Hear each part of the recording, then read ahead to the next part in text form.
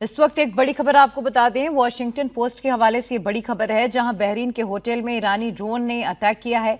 अमेरिकी रक्षा मंत्रालय के कर्मचारी इसमें जख्मी हो गए हैं। अमेरिकी दूतावास ने होटल में ना ठहरने की सलाह दी है। तो अमेरिकी रक्षा मंत्रालय के कर्मचारी, जहां बहरीन में एक होटल को टारगेट किया गया है, ईरान की तरफ से ड्रोन अटैक किया गया है, वहां पर अमेरिकी दूतावास के कर्मचारी ठहरे हुए थे, जिनके घायल होने की खबर सामने आ रही है।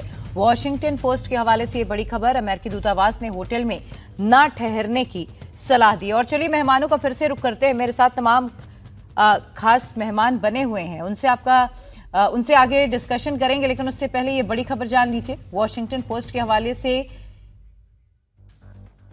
ये बड़ी खबर है, जहां बहरीन के होटल में ईरानी ड्रोन का अटैक हुआ है। अमेरिकी रक्षा मंत्रालय के कर्मचारी इसमें जख्मी हुए हैं।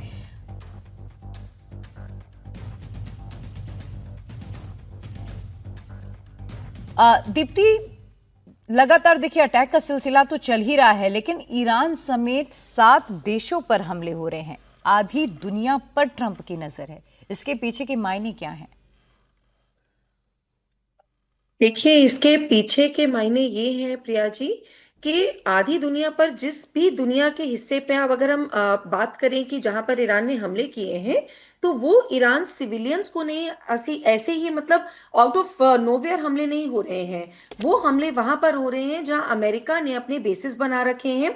और जैसे कि अभी आपने भी बोला कि वॉशिंगटन पोस्ट के हवाले से एक खबर आ रही है, और ये खबर कल तो इसको कॉन्स्पिरेसी थ्योरी की तरह बोला जा रहा था कि होटल्स पे भी, जहां पे बहरीन हम्म। के होटल में भी अटैक किया है ईरान ने, वहां उन्हीं होटल्स पे अटैक करने की बात हो रही थी। 17वें 18वें फ्लोर के बीच में बात हुई थी, जहां पर ये था कि या तो वहां पे यूएस मेरीन ठहरी हुई है, वहां के लोग ठहरे हुए हैं, या अमेरिकी दूतावास के लोग ठहरे हुए हैं।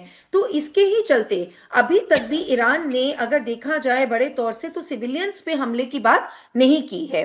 क्योंकि देखिए, ईरान भी जानता है, अगर हम इन सब जो कंट्रीज पे, जिन पे अमेरिका का एक जिसे कहते हैं कि एक वो अमेरिका के संरक्षक में थे, अमेरिका को उन्होंने बेस तो दिया ही हुआ था, लेकिन वो अमेरिका पे डिपेंडेंट भी थे।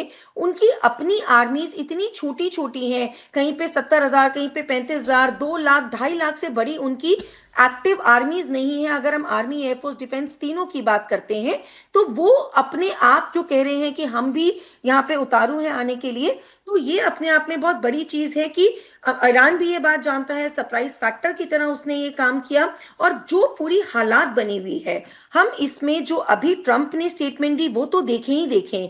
साथ ही साथ प्रिया, मैं आपके दर्शकों का उस पे भी एक नजर करवाना चाहूंगी। जो कल नेतन्याहू ने स्टेटमेंट दी है, उन्होंने ईरान की पब्लिक का आह्वान किया है। वो एक एथनिसिटी को छेड़ने की बात कर रहे हैं, और उन्होंने ये बात, वो उन्होंने कहा लोगों से कि देखिए, हमने अपना वादा पूरा किया। हमने कहा कि हम आपके यहाँ पे जो एक एक टेरर रिजीम थी, उसको हटाएंगे, उसको ओवरथ्रो करेंगे। तो अब आपका भी टाइम है कि आप आए, आप हजारों की तादाद में सड़कों पर उतरे। उन्होंने बात करी पर्सियंस, कुर्द, अजहरीज, बलोच, अजवाहिज, उन्होंने सारे एथनिक ग्रुप्स, हालांकि वो बहुत छोटी माइनॉरिटी में है, क्योंकि वो जानते हैं कि कहीं ना कहीं मे बी एक एक उनको सपोर्ट चाहिए पब्लिक का।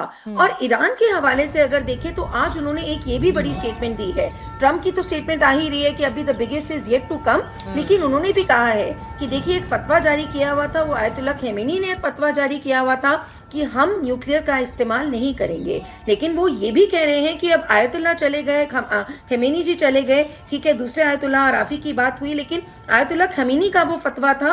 तो अब हमें कोई नहीं रोकता है कि हम उस फतवे को यूज करें, या उस फतवे का हम उल्लंघन करके बेसिकली सीधा वो कह रहे हैं कि हम न्यूक्लियर का भी इस्तेमाल कर सकते हैं। अब है नहीं है, इसकी पुष्टि तो ये आने वाला समय ही बताएगा कि क्या वॉलेटाइल सिचुएशन में हम हैं। दो देशों की आपसी लड़ाई, अमेरिका को यहाँ पे कंट्रोल चाहिए, उसके चलते जो ये पूरा वर्ल्ड चपेटे में आया हुआ है, ये एक बहुत बड़ी नजर बनाने वाली खबर रहेगी प्रिया। बिल्कुल।